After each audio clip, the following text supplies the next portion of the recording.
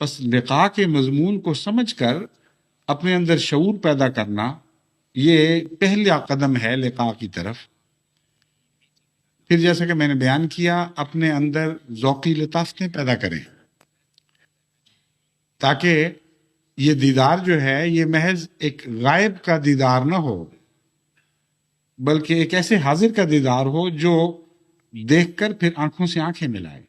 اس لیے ہر وہ شخص جو لقاء باری تعالیٰ کی خاطر اپنی ذات میں کوئی اصلاح پیدا کرتا ہے، اپنے اخلاق کو حسن عطا کرتا ہے اور کوشش کرتا ہے کہ پہلے سے بہتر میں خدا کے وصال کے قابل بن جاؤں، ایسے شخص پر پھر خدا خود نازل ہوتا ہے اور اس کے نزول کے ساتھ پھر باقی اصلاح ہونی شروع ہو جاتی ہے کہ ہم نے خدا سے لقاء کی دعائیں مانگنی ہیں اور لقاء کی تیاریاں کرنی ہیں، اور اس کی لقاء کی خاطر اپنے گھروں کو سنوارنا ہے، اپنے سینوں کو جھاڑو دینے ہیں، اور اپنے دیواروں کو دھونا اور صاف کرنا اور اپنے فرشوں کو مانجنا ہے۔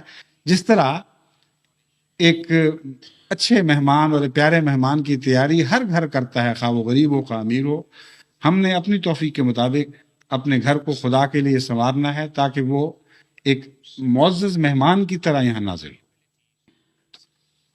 حضرت اقدس محمد رسول اللہ صلی اللہ علیہ وآلہ وسلم سے ایک بار کسی نے یہ سوال کیا کہ یا رسول اللہ قیامت کب ہوگی؟ تو آپ نے جواباً فرمایا تم نے اس کے لیے کیا تیاری کی ہے؟ بہت ہی پیارا اور بہت ہی گہرا پرحکمت جواب ہے۔ کب سے انسان کو غرض نہیں ہونی چاہیے، تیاری ہمیشہ رہنی چاہیے۔ بس گزشتہ جمعے میں جو میں نے اللہ تعالیٰ سے لقاء کے متعلق دعاؤں کی تحریک کی تھی، اس کے تعلق میں مجھے خیال آیا کہ تیاری کے سلسلے میں بھی کچھ باتیں آج آپ کے سامنے رکھوں، کیونکہ قیامت کی تیاری در حقیقت لقاء کی تیاری ہی ہے، اور دونوں ایک ہی مضمون ہیں۔ حضرت اقدس محمد مصطفیٰ صلی اللہ علیہ وآلہ وسلم نے جب فرمایا قیامت کی کیا تیاری کی ہے، تو بلا شبہ اس سے مراد یہ تھی کہ قیامت میں تو خدا سے لقاء ہوگی، یعنی وہ لقاء جو ایک نہ ایک رنگ میں ہر ایک کو نصیب ہوگی، اس کے سامنے پیش ہونا ہوگا، ان معنوں میں لقاء۔ بس جب پیش ہوگے تو اس کے لیے کیا تیاری ہے، اور مراد در حقیقت یہ تھی کہ اصل لقاء جو تعلق اور محبت کی لقاء ہوا کرتی ہے، اس کے لیے اس دنیا میں اگر تم نے تیاری نہ کی تو قیامت کا تمہیں کوئی بھی فائدہ نہیں ہوگا۔ بس اس پہلو سے ہمیں خدا تعالیٰ کی لقاء کے مضمون کو سمجھنا بھی چاہیے اور اس کے لیے ہمیں وقت تیاری بھی کرنی چاہیے۔ پہلی بات تو اس ضمن میں یہ آپ کے سامنے رکھنی چاہتا ہوں کہ لقاء کسی ایسے ایک لمحے کی ملاقات کا نام نہیں جو اچانک نصیب ہو جاتا ہے، اور جس طرح آپ ایک دوست سے ملتے ہیں اور پھر اس سے جدا ہو جاتے ہیں اور اس کی خوشیاں دل میں لیے پھرتے ہیں، خدا سے بھی گویا اسی قسم کی کوئی ملاقات ہوگی۔ لقاء کا مضمون جیسا کہ حضرت اقدس مسیح موعود علیہ الصلوۃ والسلام نے مختلف ملفوظات اور کتب میں بہت کھول کر بیان فرمایا ہے، عام انسانی ملاقات سے مختلف حیثیت رکھتا ہے۔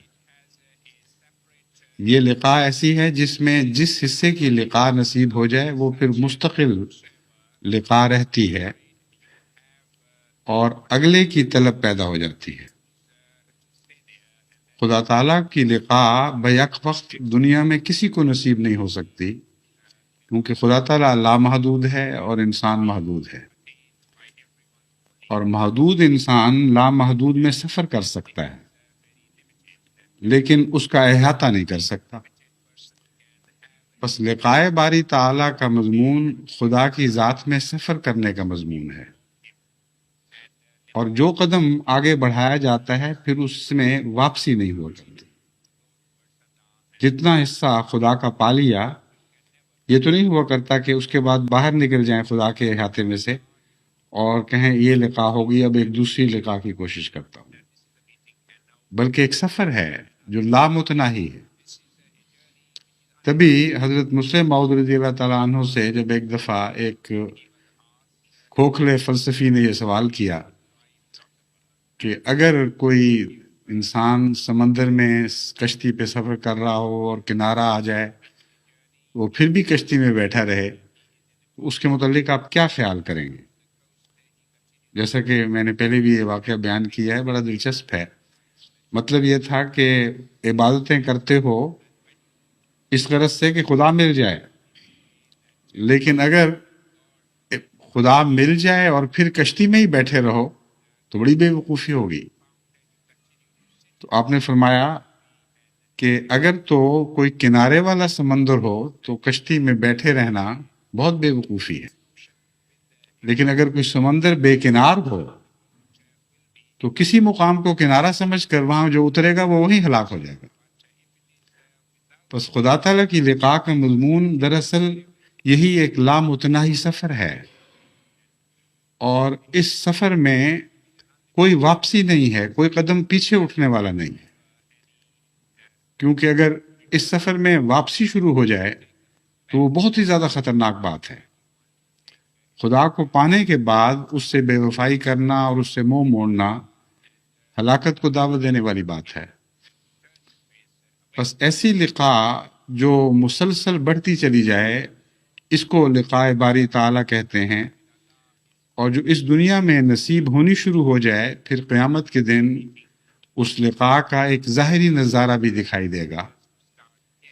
وہ کیا ہوگا ہم اس کا تصور نہیں باندھ سکتے، مگر ہر شخص کی لقاء کی حیثیت اور توفیق اس دنیا میں طے ہوگی، اور جتنی لقاء اس دنیا میں کسی کو نصیب ہوئی ہے اس سے ممکن ہے ہزاروں لاکھوں گنا زیادہ اس میں روشنی پیدا ہو جائے، اور اس لقاء کی جزا یہ ہو کہ خدا ایسے دکھائی دینے لگے کوئی ہماری آنکھوں کے سامنے ظاہر ہو گیا ہے.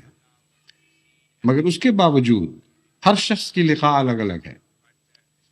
چنانچہ اس گڈریے کی لقاء اور تھی جو خدا تعالیٰ سے اپنے رنگ میں پیار سے باتیں کر رہا تھا کہ تجھے مجھے ملے تو میں تیری جوئیں ماروں، تیرے کپڑے دھوؤں، کانٹے نکالوں. اور موسیٰ کی لقاء اور تھی. موسیٰ کو خدا تعالیٰ نے کلیم اللہ کا لقب عطا فرمایا، اور لقاء کے تعلق میں حضرت موسیٰ علیہ السلام کا ایک خاص مقام تھا، مگر وہ مقام محمد مصطفیٰ کی لقاء کے مقابل پر کوئی حیثیت نہیں رکھتا تھا. بس وہ سفر جو ایک گڈریے کی لقاء سے شروع ہوتا ہے وہ طور پر جا کر ختم نہیں ہوتا، بلکہ طور سے بعد مقام محمد مصطفیٰ صلی اللہ علیہ وآلہ وسلم آتا ہے، اور وہ قلب ہے، یعنی محمد مصطفیٰ کا قلب جس پر خدا جلوہ گر ہوا. تو انسانی لقاء کا مضمون کامل ہوا، لیکن یہ مطلب نہیں کہ خدا محدود ہو گیا. مراد صرف یہ ہے کہ انسان کو خدا تعالیٰ نے جتنی توفیق عطا فرمائی ہے، جتنی استطاعت بخشی ہے، اس کی آخری حد تک خدا تعالیٰ نے حضرت محمد مصطفیٰ صلی اللہ علیہ وآلہ وسلم کو پہنچنے کی توفیق بخشی. لیکن ساتھ ہی معراج میں یہ بات ظاہر فرما دی کہ وہ حد آپ کی آخری حد تھی، خدا کی آخری حد نہیں تھی، بلکہ خدا کی حدود کا آغاز تھا. جہاں وہ تمثیلی بیری لگی ہوئی ہے جو انسان کی حد کو خدا کی حدوں سے جدا کرتی ہے، وہاں تک پہنچنا انسان کامل کا کام تھا. لیکن یہ مراد نہیں کہ اس کے بعد خدا ختم ہو جاتا ہے. خدا تو ایک لامتناہی ہستی ہے، اور پھر اپنے فضل سے اس نے کس حد تک حضرت صلی اللہ علیہ وآلہ وسلم کو اپنے اندر سفر کی توفیق بخشی، یہ ایک عام انسان خواہ وہ کیسا ہی نیک اور بزرگ اور فلسفی کیوں نہ ہو سوچ بھی نہیں سکتا، کیونکہ یہ ایسی باتیں ہیں جن کا تصور تجربے کے بغیر نصیب نہیں ہو سکتا. بہت سی باتیں ایسی ہیں جو تجربے کے بغیر بھی سوچی جا سکتی ہیں، بہت سی ایسی باتیں ہیں جو بغیر تجربے کے نصیب نہیں ہو سکتی۔ تبھی حضرت اقدس مسیح موعود علیہ الصلوۃ والسلام نے یہ دعویٰ فرمایا کہ محمد مصطفیٰ صلی اللہ علیہ وآلہ وسلم کے دیدار کا دعویٰ کرنے والوں اور دیکھنے والوں، جب تک میری آنکھ سے نہ دیکھو تمہیں پتہ ہی نہیں کہ وہ کیا چیز تھے۔ بس اگر حضرت محمد مصطفیٰ صلی اللہ علیہ وآلہ وسلم بھی عام انسانوں کو مکمل طور پر دکھائی نہیں دے سکتے، تو خدا تعالیٰ کے متعلق یہ تصور کر لینا کہ اس کی لقاء ایک آنن فانن جلوے کی صورت میں ظاہر ہو اور وہی اس کا منتہا بن جائے، یہ ناممکن بات ہے، یہ بے وقوفی والی بات ہے۔ بس اس پہلو سے لقاء کے مضمون کو اپنی توفیق کے مطابق سمجھنے اور اپنی توفیق کے مطابق اس پر عمل کرنے کی کوشش کرنی چاہیے۔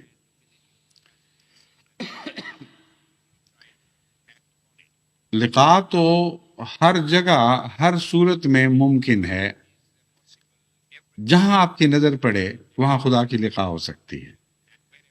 جب ہم یہ کہتے ہیں کہ خدا ہر جگہ ہے، تو اس کا ایک تو وہ تصور ہے جو ظاہری شش جہات کا تصور ہے، لیکن خدا کے معاملے میں یہ تصور اس سے بہت زیادہ گہرا ہے اور غور طلب ہے۔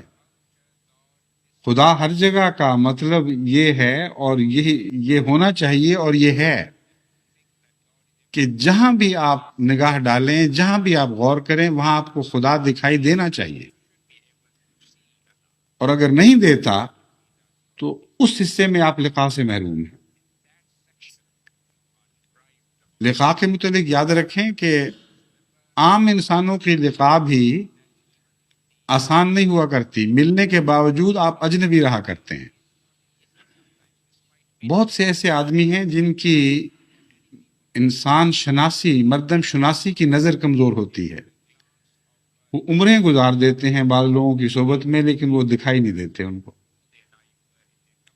ایسے نامردم شناس انبیاء کے زمانے میں بھی پیدا ہوتے ہیں۔ حضرت اقدس محمد مصطفیٰ صلی اللہ علیہ وآلہ وسلم کی وحی لکھنے والا کاتب ایک اسی قسم کا آنکھوں کا اندھا تھا، ظاہری طور پر فن کتابت سے واقف، اور وحی لکھنے والا، یعنی اس سے زیادہ مقدس اور کیا چیز لکھی جا سکتی ہے، اور اس کے باوجود بصیرت سے آری حضرت صلی اللہ علیہ وآلہ وسلم کو ظاہری آنکھ سے دیکھتا رہا، لیکن باطن کی آنکھ سے نہیں دیکھ سکا۔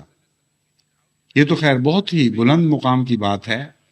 عام روزمرہ کے تجربے میں آپ نے دیکھا ہوگا کہ بہت سے آدمیوں سے آپ شناسا ہوتے ہیں اور سمجھتے ہیں کہ ہم جان چکے ہیں، لیکن پھر وقت کے ساتھ ساتھ رفتہ رفتہ مختلف زاویوں سے اس کا مطالعہ کرتے ہیں، مختلف مواقع پر اس سے واسطے پڑھتے ہیں، اس کی اچھائی اور برائی کا مضمون آپ پر کھلتا چلا جاتا ہے، اور بسا اوقات تو بیویاں بھی ہمیشہ خامن سے واقف نہیں ہوا کرتی اور پوری طرح واقف نہیں ہوا کرتی، اور بسا اوقات خامن بھی اپنی بیویوں سے پوری طرح واقف نہیں ہوا کرتے۔ کئی عورتیں بیچاری ہمیشہ اس احساس میں گھل گھل کے زندگی بسر کرتی ہیں کہ ہمارے خامند کو ہماری خوبیوں کو پتہ ہی نہیں، اور وہ سب کچھ فدا کرتی ہیں، ان کے لیے اچھی سے اچھی زندگی کی راحتیں مہیا کرتی ہیں، لیکن وہ خامند اندھی آنکھ سے دیکھ رہا ہوتا ہے، اس کو ان چیزوں کا ذوق ہی نہیں ہوتا۔ بس اس کا لقاء کا ذوق سے بڑا گہرا تعلق ہے۔ ذوق بلند کرنا پڑتا ہے اعلیٰ چیز کی لقاء کے لیے، اور خدا تعالیٰ کی لقاء کے لیے لطیف ذوق کے سوا لقاء کا تصور ہی بالکل بچگانہ تصور ہے۔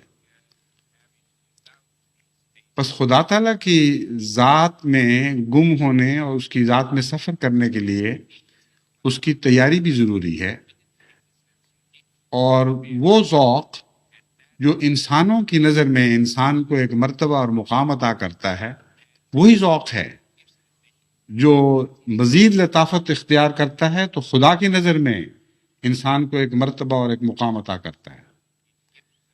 بس جو لوگ اپنے انسانی واسطوں اور تعلقات میں لطیف مزاج پیدا نہیں کرتے، اچھے ذوق کا مظاہرہ نہیں کرتے، جن کی زبان گندی اور کثیف رہتی ہے، جو معاملات میں سختی کرتے ہیں، اور ان کے اندر کوئی لچک نہیں پائی جاتی، ان کے اندر کوئی لطافت نہیں پائی جاتی، ان کا یہ توقع کر لینا کہ خدا سے ان کی ملاقات ہوگی محض رمضان کی دعاؤں کے نتیجے میں، یہ ایک بچگانہ توقع ہے۔ اس میں یہ تو نہیں کہا جا سکتا کہ خدا پابند ہے ملاقات نہ کرنے پر، وہ مالک ہے، جب چاہے کوئی تبدیلی پیدا کر سکتا ہے، لیکن جن کے لیے وہ لقاء کی عطا کا فیصلہ کرتا ہے ان کے ذوق میں ضرور تبدیلی پیدا کرتا ہے۔ بس اگر آپ کے ذوق میں وہ تبدیلی پیدا نہیں ہو رہی جو لقاء باری تعالیٰ کے لیے ضروری ہے، تو آپ یہ سمجھیں کہ آپ دعا تو مانگ رہے ہیں لیکن آپ نے تیاری کوئی نہیں کی۔ ظاہری آنکھ سے جیسا کہ میں نے دیکھا ہے، آپ دنیا کو دیکھتے چلے جاتے ہیں، صبح شام ظاہر ہوتے ہیں، موسم بدلتے ہیں، کسی جگہ خوبصورت نظارہ کرتے ہیں، کسی جگہ ایک مکرون منظر دیکھتے ہیں۔ ان تمام امور سے اگر نظر تھرکتی ہوئی چلی جائے اور خدا تعالیٰ سے تعلق قائم نہ کرے اور خدا تعالیٰ کا خیال دل میں نہ آئے، تو آپ نے ظاہری نظارے تو بہت کیے لیکن اس کے باوجود خدا کو نہ دیکھا۔ ایسا ہی ہے جیسے بعض انسانوں کے ساتھ آپ رہے لیکن ان سے آپ کو کوئی شناسائی نصیب نہ ہوئی۔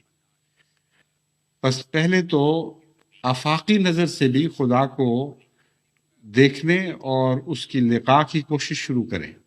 یہ ایک بہت سطحی لقاء ہے، لیکن اس لقاء کا لطف آپ کے اندر مزید ذوق پیدا کرے گا، اور اس ذوق کے نتیجے میں پھر آپ کو گہری روحانی لقاء بھی نصیب ہوگی۔ یہ جو میں نے کیفیتیں بیان کی ہیں، ان کیفیتوں کو میں نے آفاقی اس لیے کہا کہ آپ باہر تمام کائنات میں جب بھی نظر ڈالتے ہیں، کوئی نہ کوئی ایسا منظر ضرور دکھائی دیتا ہے جس کے ساتھ آپ کو خدا شناسی ہو سکے، لیکن اس کے لیے غور اور فکر اور تدبر کی عادت ضروری ہے، اس کے لیے اولی الالباب ہونا ضروری ہے۔ ان فی خلق السماوات والارض واختلاف اللیل والنہار لآیات لأولی الالباب، یقیناً دن کے الٹنے پلٹنے میں، موسموں کے بدلنے میں نشانات ہیں مگر صاحب عقل لوگوں کے لیے۔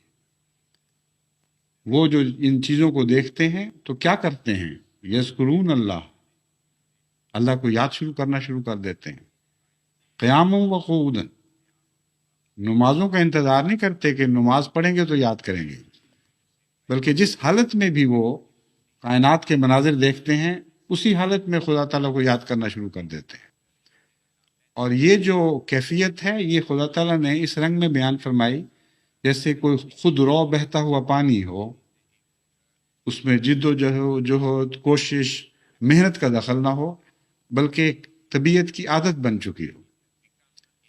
بس اس پہلو سے آفاق کا مطالعہ بہت ہی ضروری ہے کہ آپ کی عادت بن جائے کہ آپ کو اپنے گرد و پیش میں خدا تعالیٰ دکھائی دینے لگے اور اس کی یاد دل میں پیدا ہو۔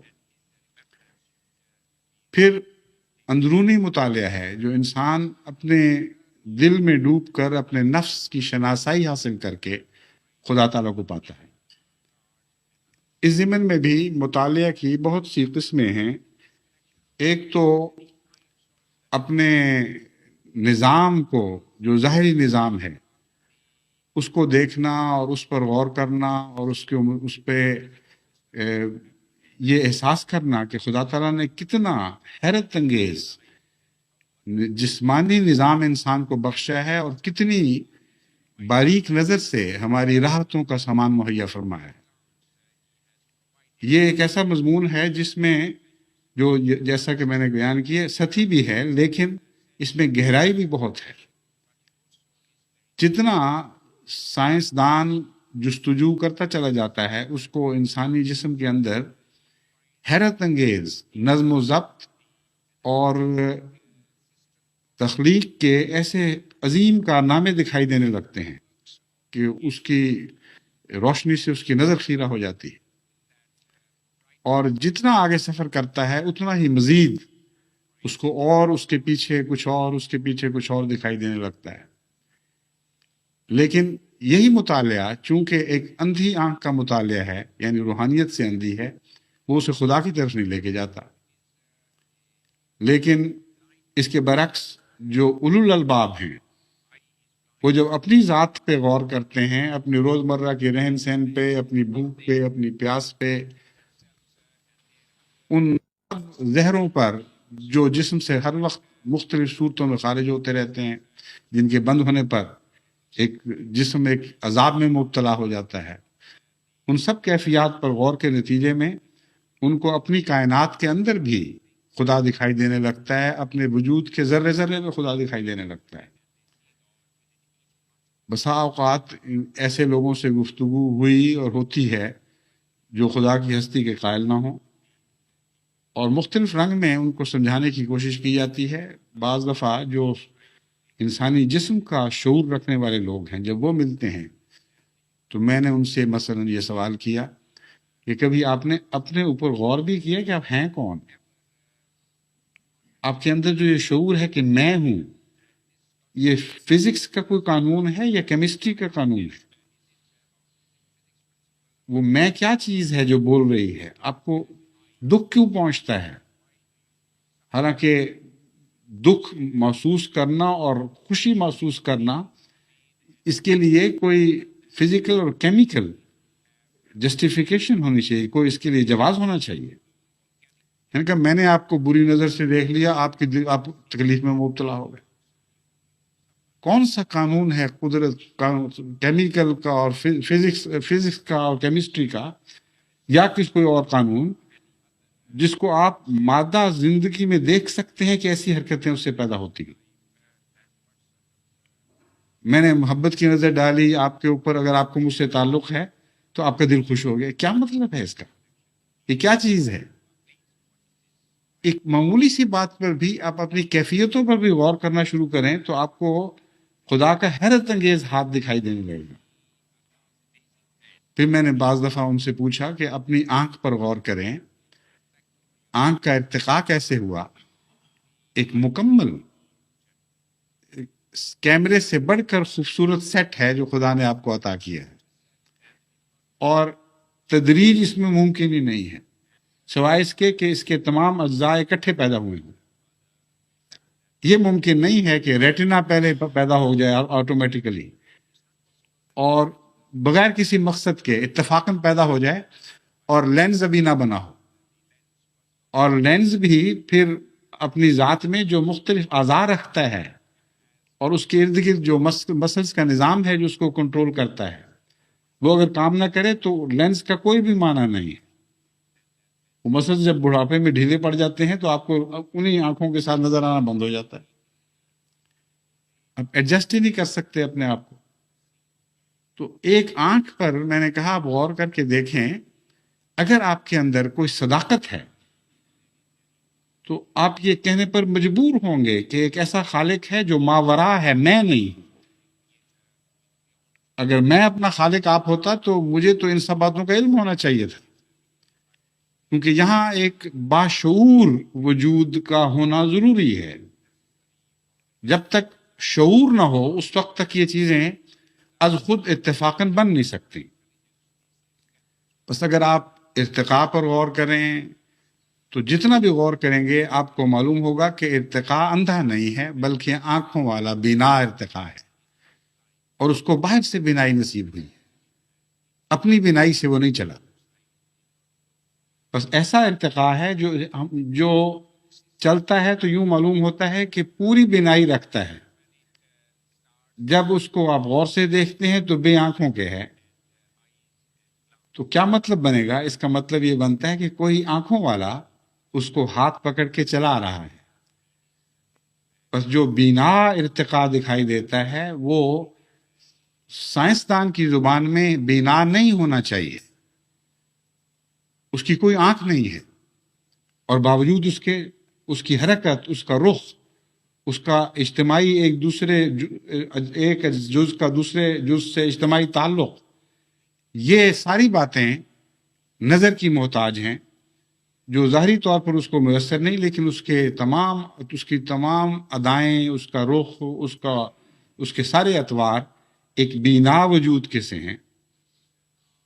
تبھی قرآن کریم نے اس سوال کو اٹھاتے ہوئے فرمایا کہ کیا تم خود اپنے خالق ہو؟ عقل کے اندر غور تو کرو کہ تم تو اپنی کسی چیز کے بھی خالق نہیں۔ معمولی سا نظام اس طرح بگڑے کہ جو چیز خدا کی طرف سے عطا کردہ ہے وہ مر جائے تو ساری انسانی ترقیات مل کر جو طاقت پیدا کرتی ہیں وہ بھی وہ چیز دوبارہ پیدا نہیں کر سکتے۔ کئی بے اولاد دوست لوگ ہوتے ہیں میرے پاس علاج کے لیے اکثر آتے رہتے ہیں، میں نے دیکھا ہے کہ اگر ان کے خلیے مر چکے ہوں تو لازماً ہاتھ کھینچنا پڑتا ہے، کیونکہ موت کا کوئی علاج نہیں، اور جو چیز خدا نے رکھی تھی اور اب نہیں رہی اس کو دنیا کی کوئی طاقت دوبارہ کھینچ کے واپس لا نہیں سکتی۔ قرآن کریم اس انسان کی بے اختیاری اور مجبوری کا ذکر کر کے فرماتا ہے تم تو اتنے کمزور ہو کہ ایک معمولی سی مکھی جو چیز تم سے چھین لے تم اسے اسی حالت میں واپس لوٹا نہیں سکتے۔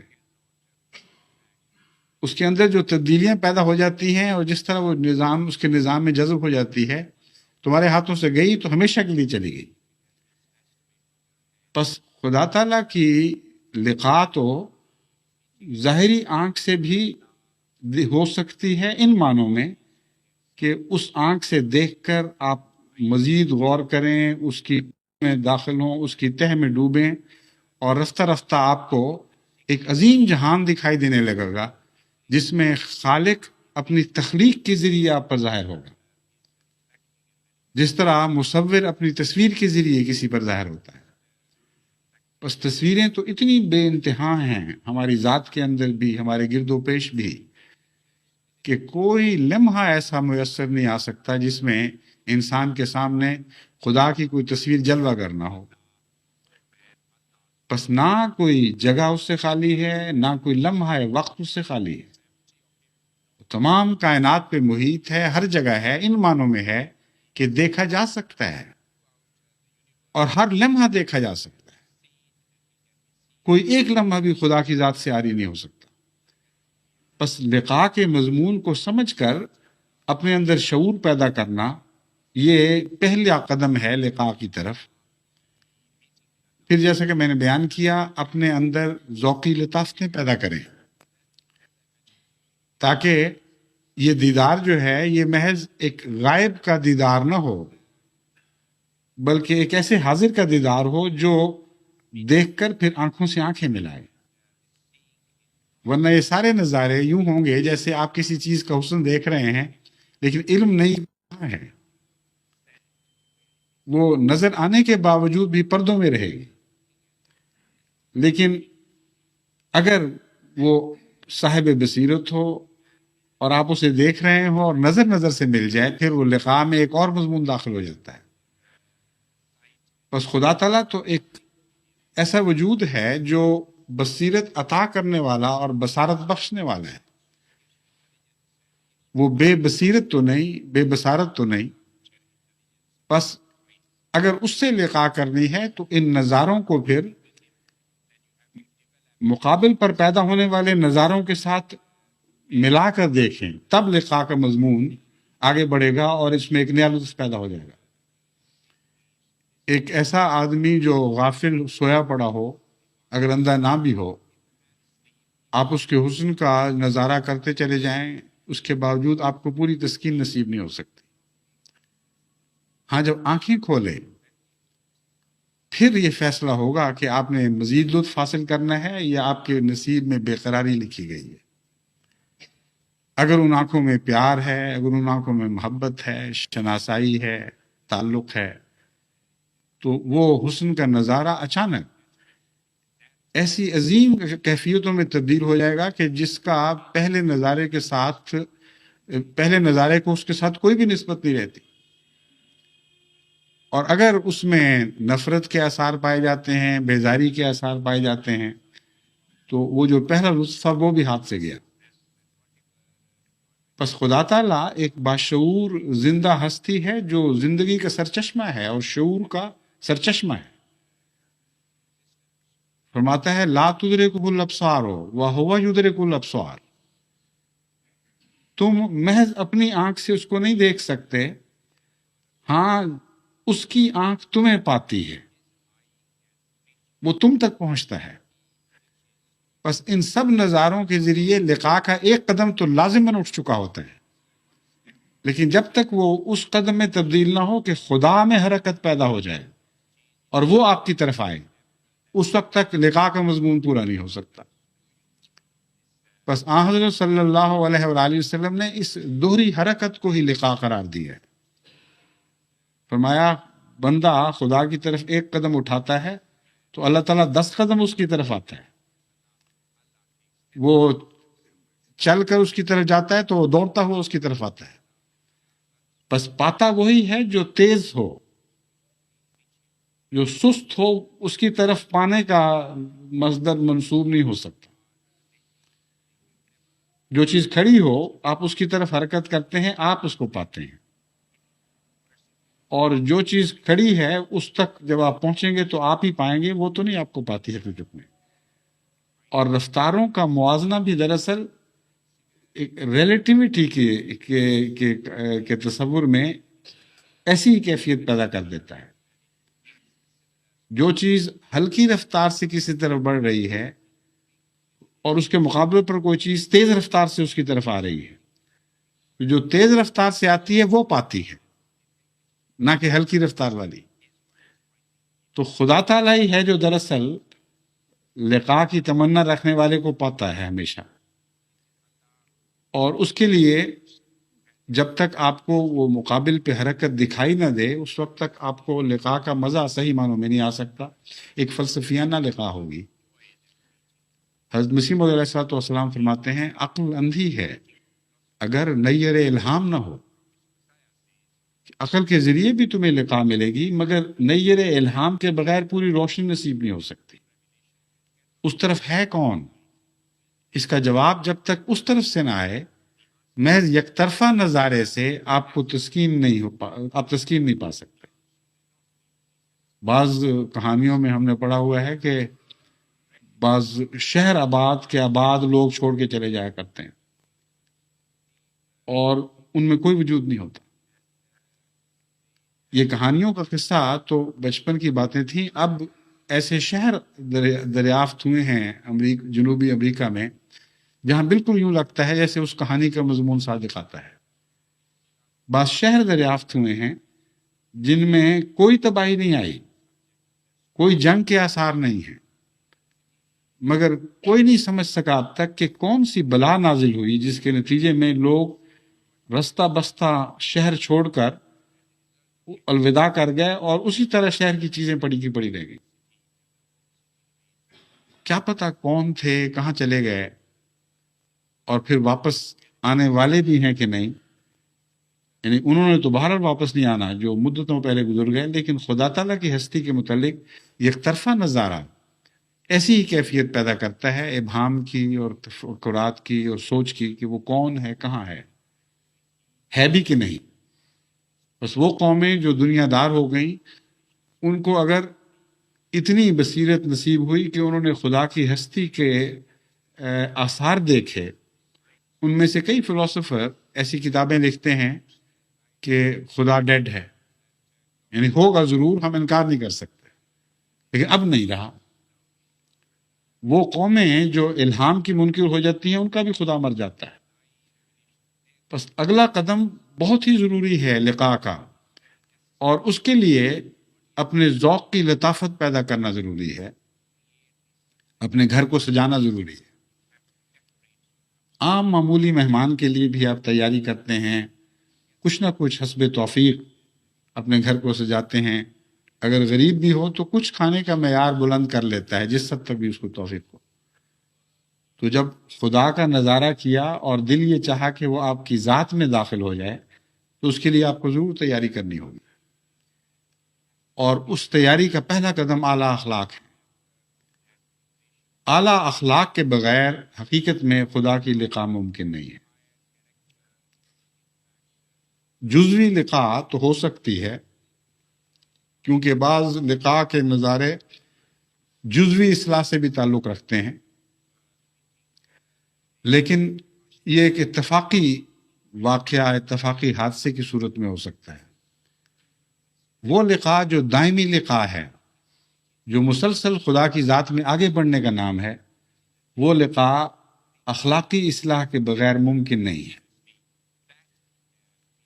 آپ کو کسی انسان کا حسن دل لبھانے والا دکھائی دے، آپ کے اندر ایک کشش پیدا ہو جائے، آپ جب اس سے ملتے ہیں تو کچھ دیر کے بعد آپ محسوس کرتے ہیں کہ وہ بات نہیں، ہمیں کچھ خام خواہ کی دلچسپی پیدا ہو گئی تھی، ظاہری شکل صورت ہے، مگر کوئی ایسے اخلاق نہیں ہیں کہ جو دائمی اس پہلی کشش کو اس کشش کو دوام بخش سکیں جو پہلے پیدا ہوئی تھی۔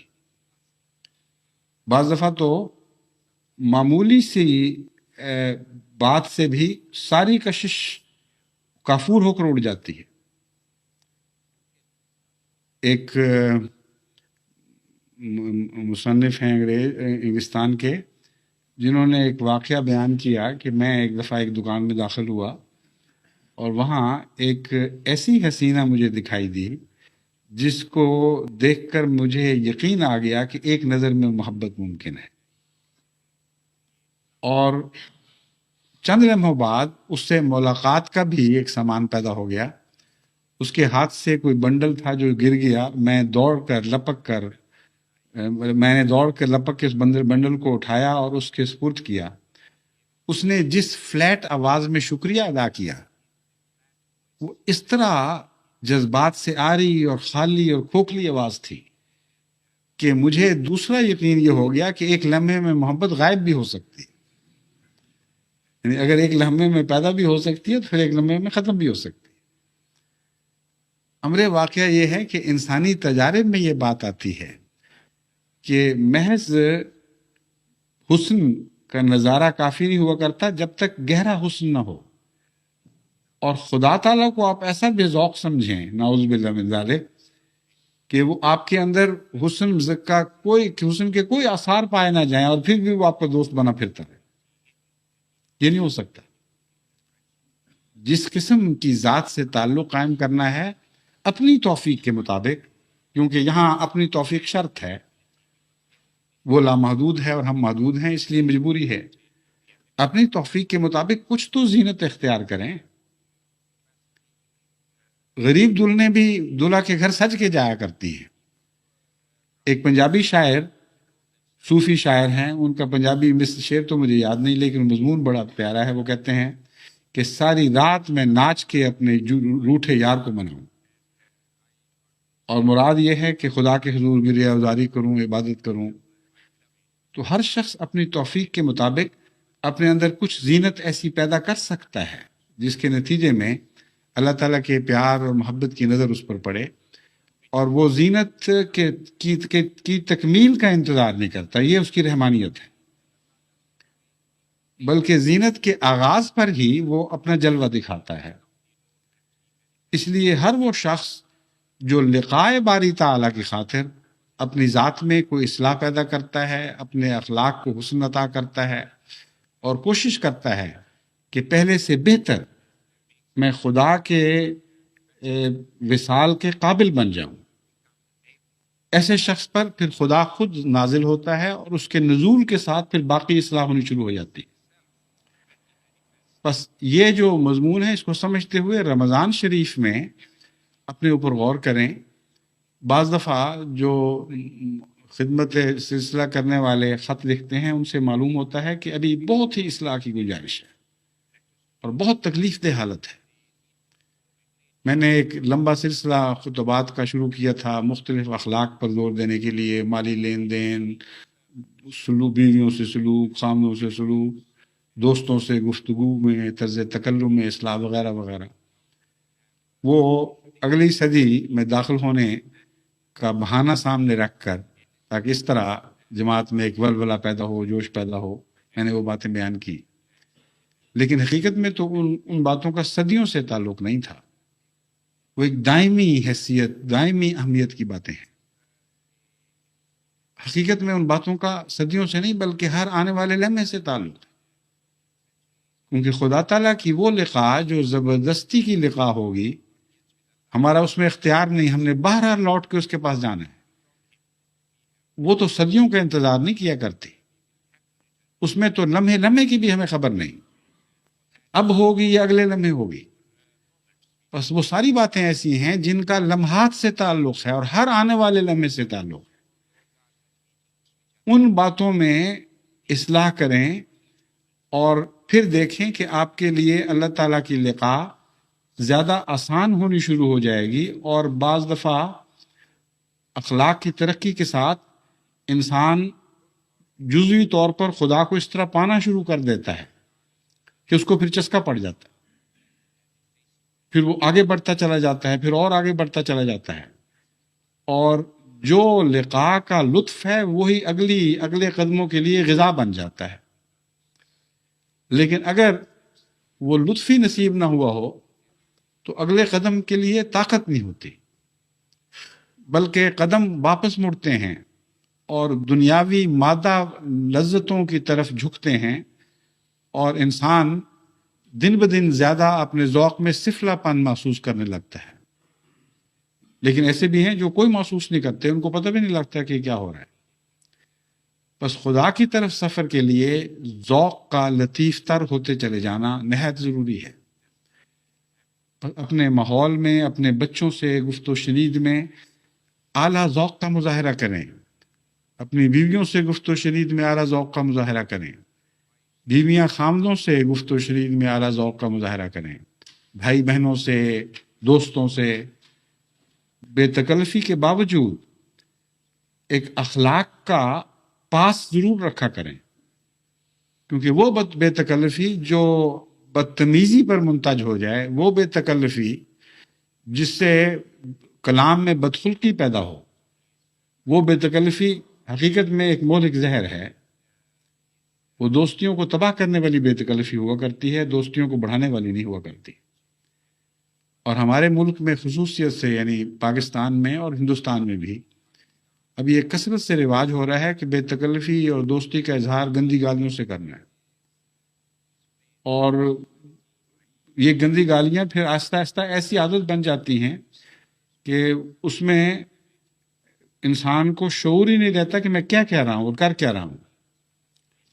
ہمارے ایک خادم سلسلہ نے خدامت احمدیہ کے اصلاحی دوروں کے سلسلے میں حیدرآباد ڈویژن کا اور بعض دوسرے علاقوں کا سفر کیا، تو ان کا بڑا تکلیف دہ خط موصول ہوا۔ انہوں نے کہا کہ ماحول کو تو میں جانتا ہی ہوں کیا حال ہو چکا ہے، مجھے تعجب ہوا کہ بعض دیہاتی احمدی جماعتوں میں بھی زبان کی صفائی کا خیال نہیں ہے، عام روزمرہ گالیاں دینے لگ گئے ہیں محاورے کے طور پہ، ہل چلا رہے ہیں تو اور کچھ نہیں، بیل کو ہی گالیاں دیتے جاتے ہیں ساتھ۔ کس قدر بے وقوفی ہے۔ کہتے ہیں کہ ایک فرق میں نے ضرور دیکھا کہ اگر باقی معاشرے کی اصلاح کے لیے میں عمر بھی وقف کر دیتا تو کسی نے میری بات نہیں ماننی تھی۔ میں عمر کا چھوٹا ہوں، ان سے ناواقف بھی تھا جن کے پاس پہنچا، لیکن جب میں نے ان کو سمجھایا کہ تم ہو کون اور تم سے کیا توقعات ہیں، تو ہر ایک نے فوری طور پر مثبت رد عمل دکھایا۔ اور پھر کہتے ہیں میں نے دوروں میں دوبارہ جا کے رابطے کیے تو مجھے یہ معلوم کر کے خوشی ہوئی کہ وہ محض ایک فرضی رد عمل نہیں تھا، بلکہ واقعتاً ان کے اندر تبدیلیاں پیدا ہو رہی تھیں۔ بس احمدیت کی مٹی میں یہی تو مزہ ہے کہ واقعتاً وہ مٹی ہے جو نم ہو تو بہت زرخیز ہے۔ اس وقت اس احمدی معاشرے کی اصلاح مشکل نہیں ہے، کیونکہ حضرت مسیح موعود علیہ السلام پر ایمان نے دلوں میں ایک ایسی نرمی پیدا کر دی ہے اور وہ ملائمت پیدا کر دی ہے، جس کے نتیجے میں جس طرح آپ موم کو جس طرح چاہیں ڈھال لیں، یہ مٹی نیکی میں ڈھلنے کے لیے موم کی طرح اثر رکھتی ہے اور بدی میں ڈھلنے کے لیے سخت ہو جاتی ہے۔ بیک وقت اس مٹی میں یہ دو خصوصیات موجود ہیں۔ خدا ان کو ہمیشگی کی زندگی دے ان خصوصیات کو۔ جس قوم میں یہ خصوصیات پائی جائیں ان کی اصلاح آسان ہو جایا کرتی ہے اور بہت ہی ہوا کے رخ پر چلنے والی بات ہے۔ چنانچہ قرآن کریم نے حضرت محمد مصطفیٰ صلی اللہ علیہ وآلہ وسلم کے ہاتھوں میں ڈھلنے والی مٹی کی یہ تعریف فرمائی، محمد رسول اللہ والذین معہ اشداء علی الکفار رحماء بینہم۔ یہاں جو اشداء علی الکفار میں سختی بتائی گئی ہے، دراصل کفار کی عادات کے خلاف سختی مراد ہے، کفر کے خلاف سختی ہے۔ جہاں تک بدی کا تعلق ہے، وہ بدی ان کے اوپر اثر ڈالنے کی کوشش کرتی ہے اور نامراد رہتی، وہ ان کو اپنے رنگ میں ڈھال نہیں سکتی۔ لیکن جہاں مومنوں کے اثر قبول کرنے کا معاملہ ہے، فرمایا رحماء بینہم، وہ نہایت ہی نرم اور بہت ہی تعاون کرنے والے اور جھکنے والے اور ان کے سامنے مٹ جانے والے لوگ ہیں۔ بس جو کوشش بھی آپ آج جماعت احمدیہ میں اصلاح کی کرتے ہیں، اللہ تعالیٰ کے فضل سے جماعت احمدیہ کا رد عمل عام دنیا کے رد عمل کے مقابل پر ایک بالکل جداگانہ رد عمل ہے۔ محض باشعور طور پر محنت کی ضرورت ہے۔ بس ہمارے جتنے بھی نظام سے تعلق رکھنے والے عہدیداران ہیں، خواہ وہ خدام الاحمدیہ سے تعلق رکھتے ہوں، لجنہ سے تعلق رکھتے ہوں، انصار سے تعلق رکھتے ہوں، اور نظام جماعت کے دوسرے عہدیدار، وہ ان باتوں کا خیال کریں اور اس رمضان میں خصوصیت سے ہر جگہ یہ شعور بیدار کریں کہ ہم نے خدا سے لقاء کی دعائیں مانگنی ہیں اور لقاء کی تیاریاں کرنی ہیں، اور اس کی لقاء کی خاطر اپنے گھروں کو سنوارنا ہے، اپنے سینوں کو جھاڑو دینے ہیں، اور اپنی دیواروں کو دھونا اور صاف کرنا اور اپنے فرشوں کو مانجنا ہے۔ جس طرح ایک اچھے مہمان اور پیارے مہمان کی تیاری ہر گھر کرتا ہے، خواہ وہ غریب ہو خواہ امیر ہو، ہم نے اپنی توفیق کے مطابق اپنے گھر کو خدا کے لیے سنوارنا ہے تاکہ وہ ایک معزز مہمان کی طرح یہاں نازل ہو۔ کئی دفعہ اگر وقت نہ بھی ہو اور پتہ چلے کہ کوئی شخص بیچارہ تیاری کر کے بیٹھا ہوا ہے، تو انسان مجبوراً بھی وہاں چلا جاتا ہے۔ میں نے سفروں کے دوران دیکھا ہے، وقف جدید، انصار اللہ، خدام الاحمدیہ کے دوران بڑے سفر کیے ہوئے پنجاب میں، بعض دفعہ ہمارے دورے میں ایک گاؤں نہیں ہوا کرتا تھا اور ان کو پتہ ہوتا تھا کہ گھر دورے میں شامل نہیں ہے، گاؤں والے پہنچ جاتے تھے، کہتے تھے جی ہم تو تیاری کر کے بیٹھے، کیا کریں۔ ایسا اس میں ایک محبت کا جذبہ پایا جاتا ہے کہ دوسرے کو بے اختیار کر دیتا ہے۔ جب وہ یہ کہتے ہیں جی ہم تو تیار بیٹھے ہیں، تو پھر انسان کیسے کہہ دے کہ اچھا تیار بیٹھے رہو، ہم نہیں آ سکتے۔ مجبوراً وقت نکالنا ہی پڑتا ہے، کچھ وہاں سے وقت کھینچا، کچھ کہیں سے کھینچ کے لمبا کیا، بہرحال وقت دینا پڑتا ہے۔ تو اگر انسان میں ایسا جذبہ ہے احسان مندی کا، تو خدا تعالیٰ نے تو ہمیں احسان سکھایا ہے، وہ ہمارے احسان کا بھی خالق ہے۔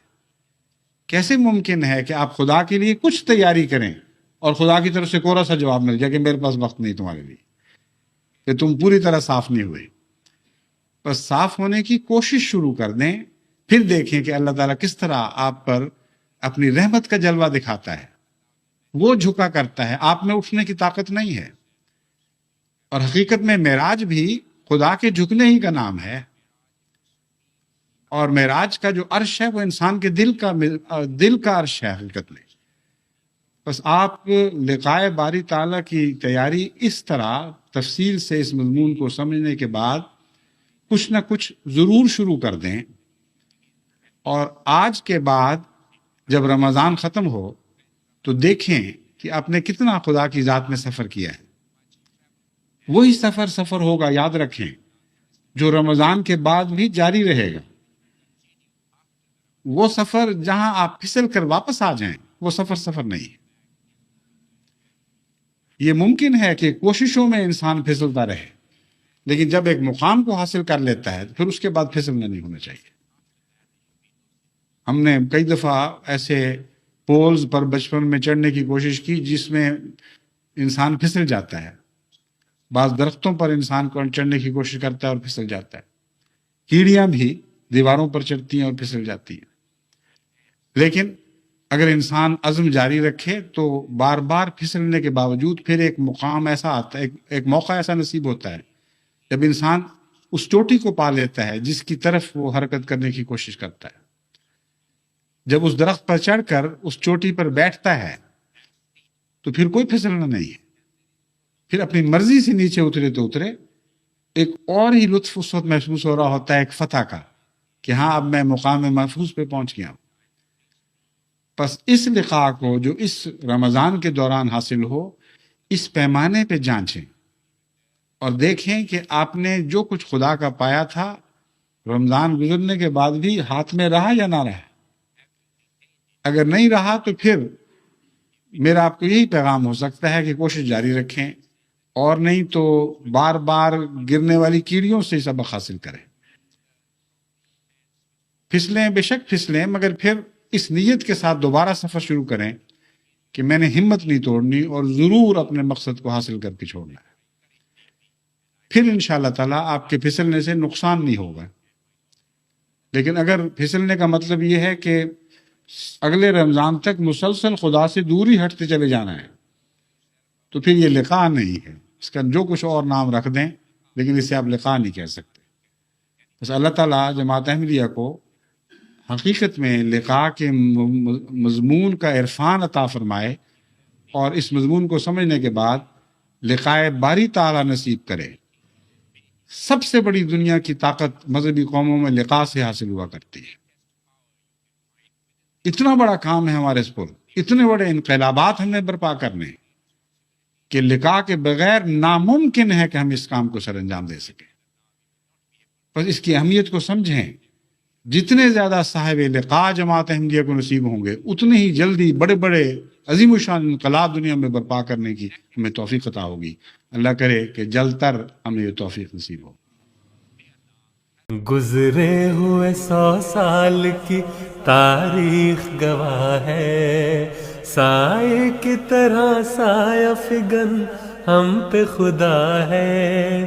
گزرے ہوئے 100 سال کی تاریخ گواہ ہے، سائے کی طرح سایہ فگن ہم پہ خدا ہے.